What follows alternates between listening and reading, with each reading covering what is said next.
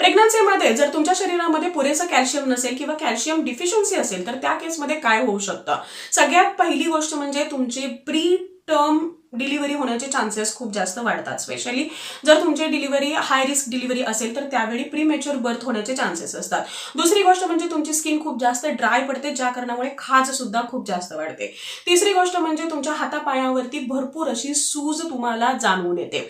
चौथी गोष्ट म्हणजे हाडांमध्ये ठिसूळपणा येतो किंवा तुम्हाला तुमचे स्नायू जे आहेत, हात पाय आहेत, कंबर आहे, हे दुखण्याचा त्रास हा थोडा जास्त वाढतो. पाचवी गोष्ट म्हणजे तुमच्या पोटामध्ये गर्भामध्ये वाढणारे जे बाळ आहे तर त्याच्यामध्ये सुद्धा कॅल्शियमची डिफिशियन्सी येऊ शकते, म्हणजेच त्याची जी हाडं आहेत हे कमजोर होऊ शकतात. या व्यतिरिक्त जे बाळ जन्माला येईल तर त्याचं वजन हे कमी असेल, म्हणजेच लो बर्थ बेबीचा जन्म होऊ शकतो.